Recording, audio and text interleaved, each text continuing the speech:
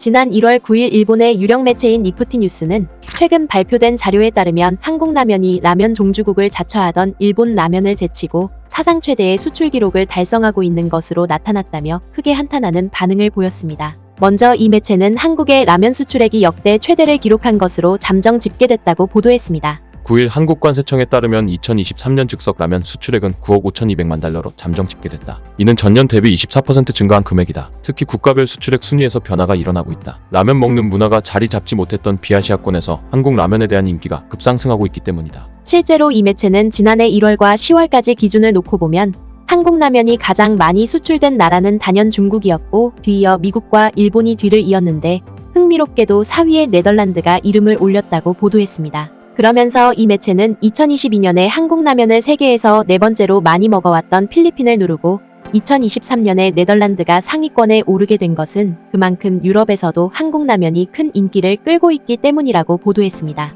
네덜란드에서 K라면의 성장은 급상승하고 있다. 한국 라면은 현지 주요 슈퍼마켓 체인점 매장을 점령할 정도로 인기가 높다. 한국의 식품기업인 농심 관계자는 K푸드의 전체적인 성장과 맞물려 유럽권 수출이 늘고 있다며 버스 정류장 광고를 비롯해 점유율이 높은 마트에 입점하면서 유통 채널도 빠르게 늘고 있는 상황이라고 말했다. 더군다나 이 매체는 네덜란드에서 불고 있는 이 같은 한국라면 열풍은 결과적으로 네덜란드가 한국라면의 유럽 진출에 있어서 든든한 교두보 역할을 자임하는 상황으로까지 이어지고 있다며 크게 부러워하는 반응을 보였습니다. 업계의 한 관계자는 네덜란드는 서유럽 중개무역 거점국이라며 유럽 수출 증가에 따라 네덜란드 수출도 증가할 것이라고 분석했다. 뒤이어 일본 매체인 니프티 뉴스는 현재 유럽에서 일본 라면이 종적을 감춘 상황과 달리 한국 라면은 오히려 역대급 수출 기록을 달성하고 있는데 이 같은 원인은 이른바 K 콘텐츠로 지칭되는 한국 문화가 유럽 사회에서 큰 인기를 끌고 있기 때문이라고 소개했습니다. K라면 성공의 열쇠는 K 콘텐츠에 있다고 한다. 한국 영화나 TV 등에서 한국 라면이 자주 등장하는 것이 소비로 이어지고 있다는 분석이다. 또 SNS에서 진행되고 있는 K푸드 먹기 챌린지도 인기 확산에 큰 영향을 미치고 있다. 한국 식품업체 삼양식품 관계자는 K컬처와 K푸드가 확산되면서 라면을 먹으려는 소비자들이 증가하고 있다며